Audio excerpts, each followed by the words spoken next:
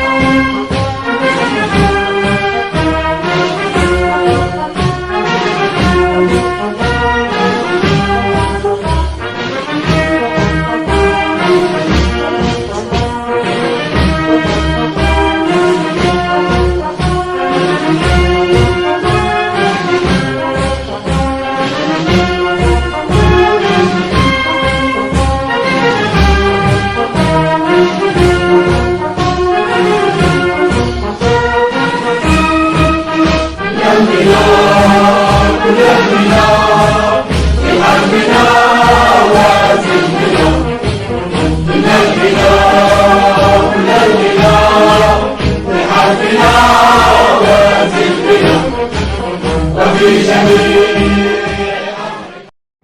الله الرحمن الرحيم، وصلى الله وسلم وبارك على سيدنا وحبيبنا المصطفى الأمين.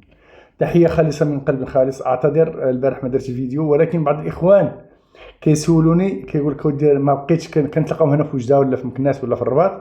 أصدقاء هنا كنحمد الله ونشكره، لأن مين تهبط أنت من وجدة للرباط ولا المكناس أو غير هنا في وجدة وتتلاقى مع ناس كيقول لك ودي حنا من ديال المهجر أو من المغرب داخل المغرب، كنعتزوا بكم ونفتخروا بكم. ومن خلال القناه ديالك القديمه ولا جديده عرفنا اشياء اللي ما كناش عارفينها. هذا انا فخر لي. لماذا؟ لان الدور الذي يلعبه الاسرى اكثر من الدور الذي يلعبه الاعلام في القضيه الوطنيه. وايضا الجمعه هذه كنت اللي فات صليت في مكناس صلاة الجمعة، والدعاء لصاحب الجلالة نصره الله، للعائلة الملكية، وأيضا لإخواننا بغزة وفلسطين. هذه لا غبار عليها، إنهم إخواننا أحببنا أم كرهنا. القدس لنا جميعا.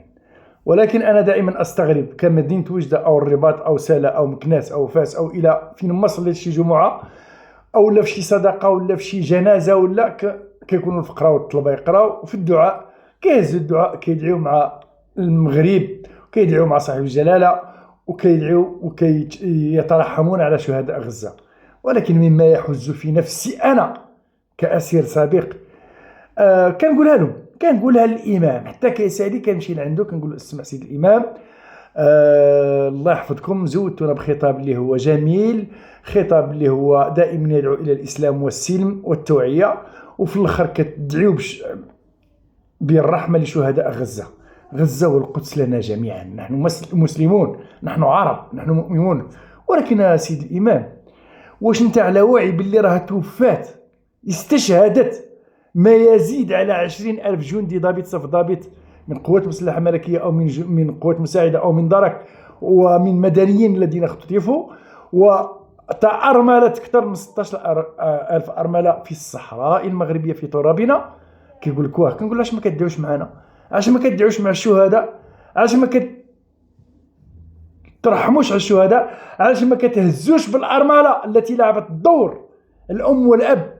لأن خصكم تطلع على المجتمع المغربي، ماشي المجتمع المغربي، النخبة لاكريم ديالنا اللي كتحكموا نتوما. وانا غادي نبداها من الأحزاب ومن الوزراء ومن المؤسسة العسكرية. ولكن من كنهضر على المؤسسة العسكرية ديال الرباط كنهضر على الناس اللي ما عمرهم ما هبطوا للصحراء، على الضباط المسؤولين اللي ما عمرهم ما شموا ريحة البارود. واش عمركم افتخرتوا وقدمتوا شي أرملة كنموذج توفى الراجل ديالها وخلى لها التركه الدراري الصغار في عمرهم 3 سنين، عامين، 5 سنين، 7 سنين، 12 عام؟ عمركم خديتوا شي نموذج وقدمتوه للإذاعة التلفازة؟ هذه أرملة. شوفوا وحده اللي ولادها وصلوا، خليونا من اللي مسكينه راه كدير الميناج باش نكونوا مفخره للوطن. وهذه الأرملة اللي سهرت وكان منها الراجل والمرأة وربات ولادها وبناتها وراهم دكاتره واساتذه وضباط في القوات المسلحه الملكيه او الدرك والقوات المساعده او الوقايه المدنيه او اساتذه او اطباء. علاش ما كتفتخروش بالارامل وبالشهداء؟ داينها غير في الروتيني وداينها غير الصندوق واش عمر ولا خوا، والحقوق ديالنا حنا ربي اللي عالم بها. بلا ما ندخل في هذا الموضوع لان الا دخلت فيه غادي نفضح بزاف ديال الحوايج اللي ما غاديش ترضي بعض المسؤولين اللي ربما لو كان لقاو انا غادي نحيوني من التراب، ولكن انها الحقيقه. على سبيل المثال، ماشي لان غادي نقول لكم انا اعوذ بالله من قلت انا والله يشهد على كلامي، انا مرت خويا ارمله خلى الولد في الكلاس دوبسيرفاسيون، ديك الساعه كانت لوبسيرفاسيون، خلى البنت في الثالث ولا الرابع وخوها اللي تابعها في الثاني، واستشهد خويا في عمليه الحقونيه مع النقيب القلاوي عام 1980 كان مع السيزيام ريجيمون ويمكن مشى لا كومباني دو لا مارش فيرت. المهم الا كان فيها القبطان القلاوي راه غادي يسمعني، الا كان فيها السيزيام ريمون ولا كومباني دو لا مارش فيرت عام 1980 شهر 11 الحقونيه راه غادي يفهم كلامي. استشهد اخي في هذه العمليه رحمه الله ورحم جميع الشهداء، تاركا من ورائه 3 ديال اليتامى. داكور، ما عمرو المؤسسه ما دقت عليهم، باكم مفقود ماشي استشهاد، سمع مزيان المؤسسة، باكم مفقود الى يومنا هذا. ونهار جيت انا في 2003 في شهر نهايه 2003 الوالده الله يرحمها ويوسع عليها برحمه الله عنقتني وقالت لي يا ولدي خوك فين راه؟ قلت لها رحمه الله. انا ماكش عارف بلي راه دايرين له ديسباري. من جيت طارت على بزاف ديال الى يومنا هذا راه مازال مفقود. على من ضحكوا علينا اللي احنا هما حماة الوطن، ضحكوا علينا اللي نتوما عايشين كيف بغيتوا في امن وامان وحقوقنا احنا مهضومه، والاعتراف بشهداء الوحده الترابيه ما عمرها ما كانت، ما عمرنا ما سمعناها من خلال الزياره ديال صاحب الجلاله اللي زار الناس في 2003 وقال لهم داك الشيء اللي قلته، الله ينصروا ويغلبوا على الاعداء ديال الداخل، وما ديال الخارج نتصداو لهم حنايا. الداخل اللي قال المرحوم الحسن الثاني فردي فيه 10 قرطاسات، 9 ديال الداخل وواحد ديال برا.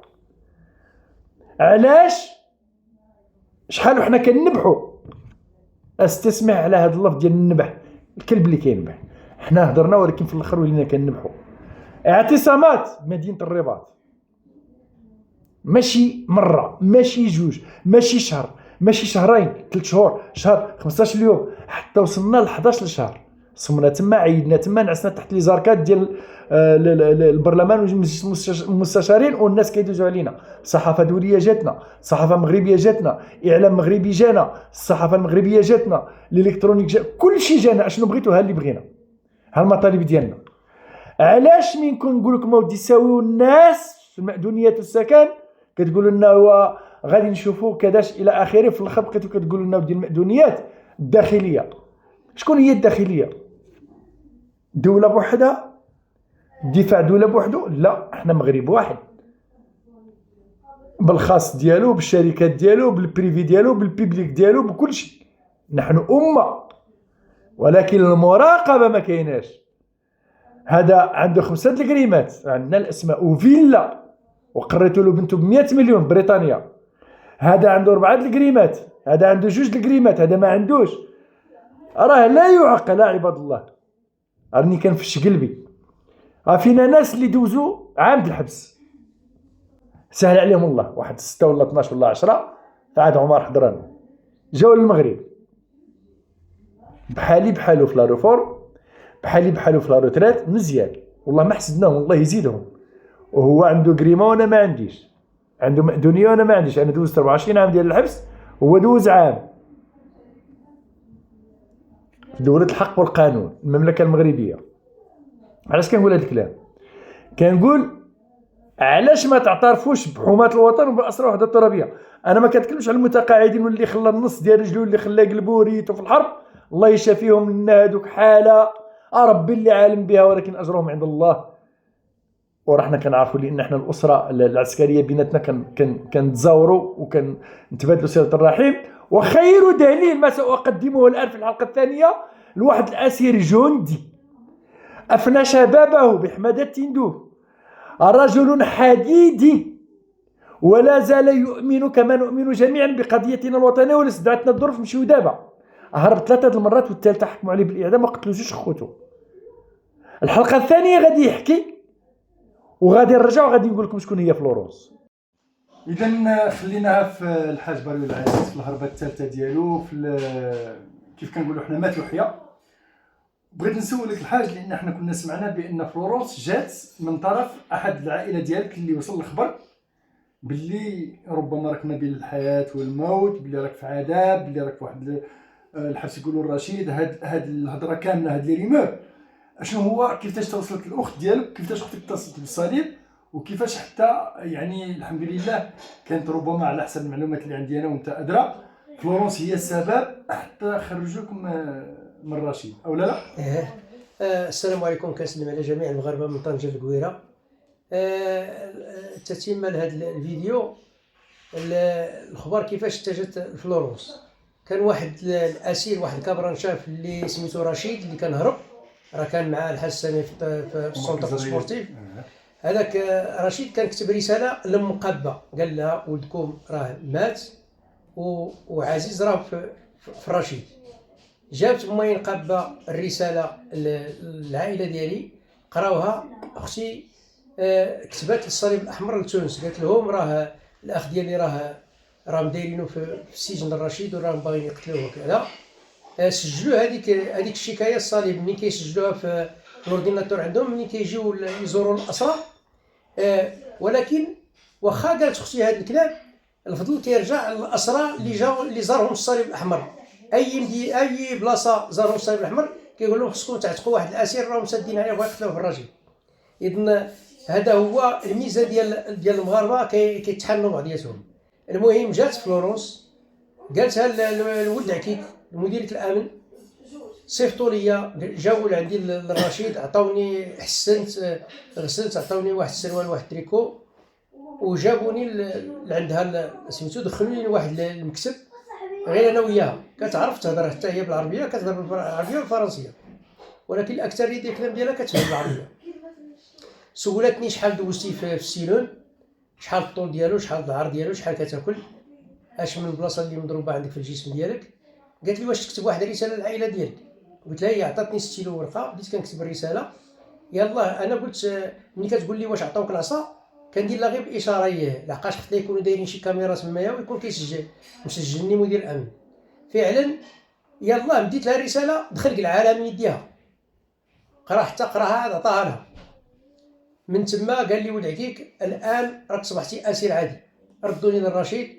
ايوا بقيت في التماره والخدمه والتكرفيس والعذاب، وبزاف ديال الاسرى مساكين. واحد الاسير كان تهموه بانه عنده الفلوس، وهذا الشهاده راه المريس. هذاك المريس مسكين معاه. كنت صوبت واحد الطيوطه خدمت فيها لبويشه اللي كان في الامن، اللي كنشكروه على هذا العمل اللي قام به على حساب المريس. غوت عليا عبد الله القنيطري البيضاوي، هو كيسمع، قال لي يا ودي راه المريس راه غادي يقتلوه. قلت له واش انت متيقن بانه كاين في السجن؟ قال لي اييه. دبرت على واحد المرايه ديال الهند نتاع الكاتر 25 نتاع الكانو ديال الكاتر 25، وطلعت هذاك عبد الله لواحد فوق واحد الجبل بحال غادي يعاونني، ونيشت على السيلونات حتى خرج هذاك المريس.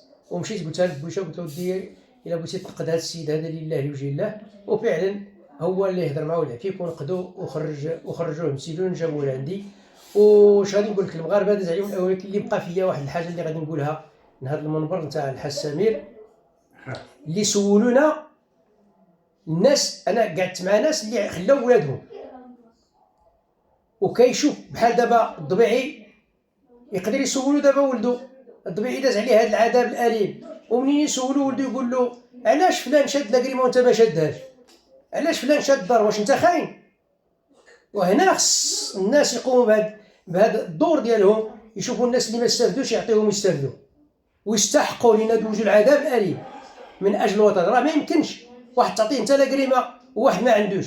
اش كيقولوا العائله ديالو؟ كيقولوا هذا كان خاين ليه، وما يمكنش. وهذا راه قسى عانى العذاب وقسى وما غيرش من الوطنيه ديالو، رغم جلدو كيطيح. عاود لكم كيفاش كيتقلع الجلد ديالو. والناس وهذا والحسن اللي ناض له الدود في راسو، وعبد الكريم اللي تكرفس حتى هو تشد شاب صغير، ها هو مسكين دابا كيعاني بالصحه ديالو، بالسكر، بالعينين، مشى بدات كتمشي له الذاكره ديالو. وهنا كنوجه نداء للطب ديالنا، الله يهديكم. هاد الناس اللي جاو عندكم من المستشفى العسكري عطيهم واحد الرعايه زايده شويه، لحقاش راه بقى فيا الحال.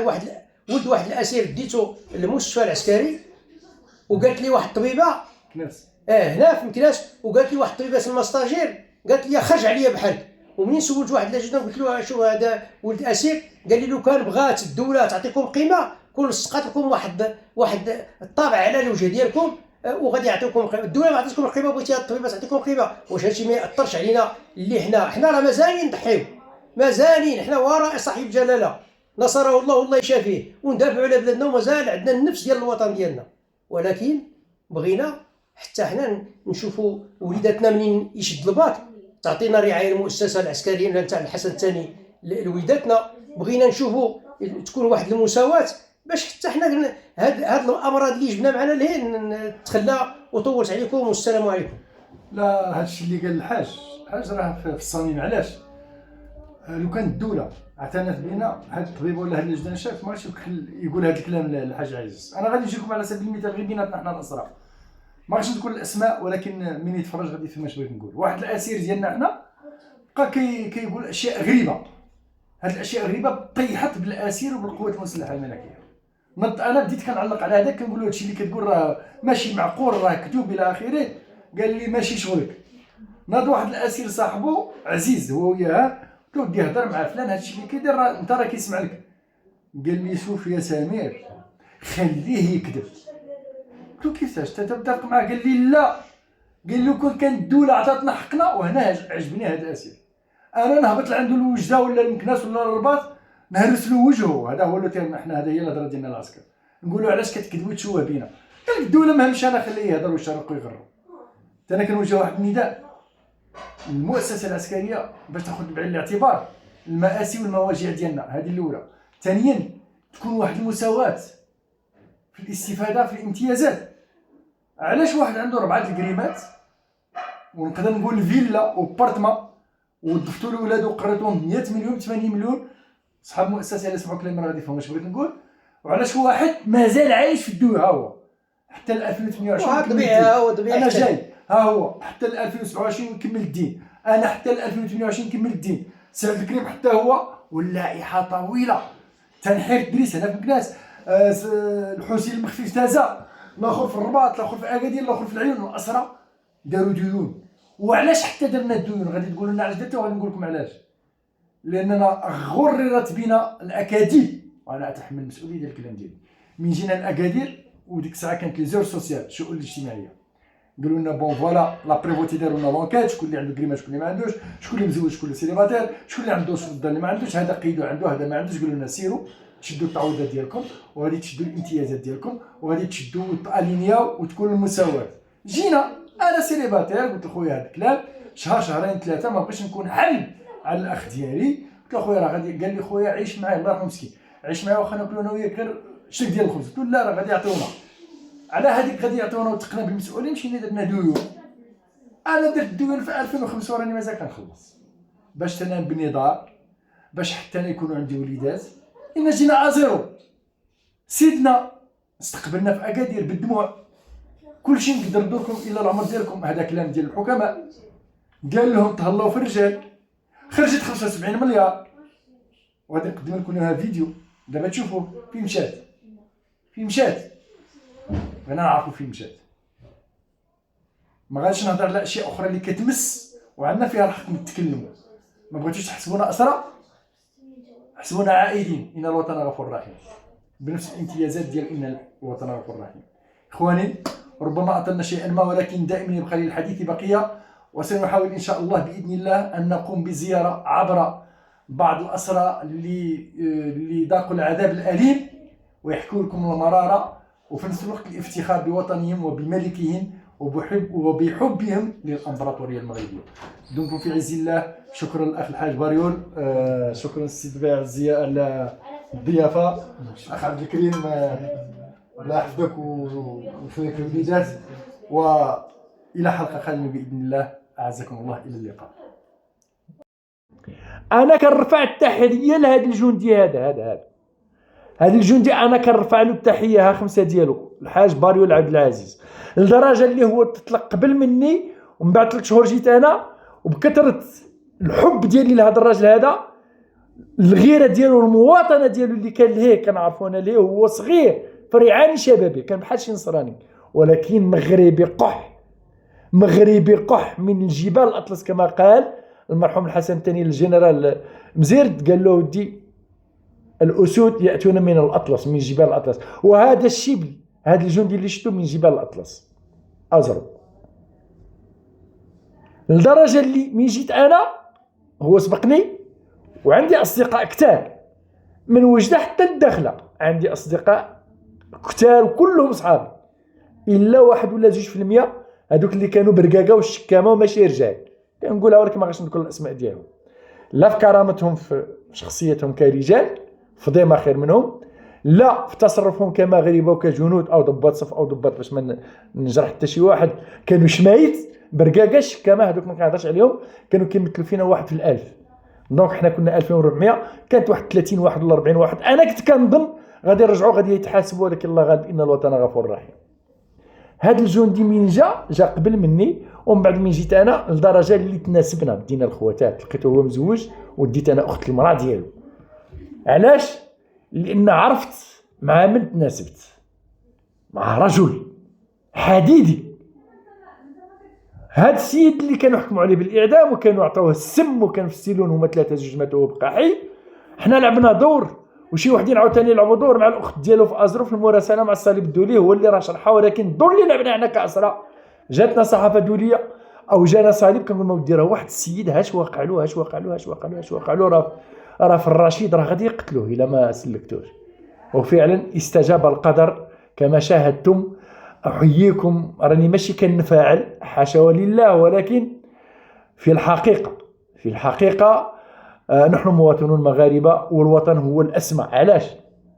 لان نهار بغينا نجيو اتصل بنا، لان الا كانت فلورنس كتهضر بالعربيه، حتى ديروتي حتى هي اللي جات قبل منها واستقبلتنا كتهضر بالعربيه، سيتين سويسيان كانت في الصليب الدولي، الدكتور روبير اللي كانوا في سي سي ار كروا انترناسيونال روج، كوميتي انترناسيونال دي كروا روج، سي سا سي سي ار كوميتي انترناسيونال ديال كروا روج. هادو كانوا كيجيو لعندنا، تصورنا قيدونا حنايا، قالوا لنا بالفرنسيه الان انتم لستم عند البوليزاريو ولا عند الجزائريين ولا عند المغاربه، انتم عند المجموعه ديال سي سي ار. شكون اللي بغى يمشي لكندا؟ شكون اللي بغى يمشي لسويسرا؟ بغى يمشي. هما خداو حنا من بعد فهمنا ربما يكونوا داروا شي اخطاء مع بلادهم ويخافوا يتحكموا. حنا هذا الشيء ما كناش عارفينه، حنا اللي كنعرفوا دافعنا على الوطن رجعوا على الوطن. قلنا واش هذا حماق، حنا دافعنا على الوطن، والدينا مشتاقين لنا وخوتنا واهلنا وحبابنا وسيدنا الله ينصرو، وبغينا نشوفوا المغرب لان كنا فرضنا باش يجيبوا لنا التلفازه وشفنا في دوزيام المغرب كي ولا. شخصيا انا ندمت. الوطن هنا والملك هنا والرايه الحمراء الخضراء هنا ومغربي هنا، فين ما كنت واخا نكون حتى في تل ابيب، ولكن ندمت اللي جيت للمغرب. نقول لكم علاش. ما شديتش حقوقي، ما شديتش لا لينيومون دو غراد مع الاصدقاء ديالي، انا ما بغيتوش. انا صحابي راهم دي كوموندون دي ليتنون كولونيل، الاخر فيهم راه قبطان، وانا كنت تروازيام في لا بروموسيون ديالي ولا الكاتريام افيك اي موين دو 14.75. مازال لي ديبلوم عندي من كنت في المركز الرياضي العسكري. ماشي كنشكر راسي، ولكن هذا واجب، انا اديت واجب الوطني، ولكن المسؤولين كلاونا الحقوق ديالنا. الى اللقاء.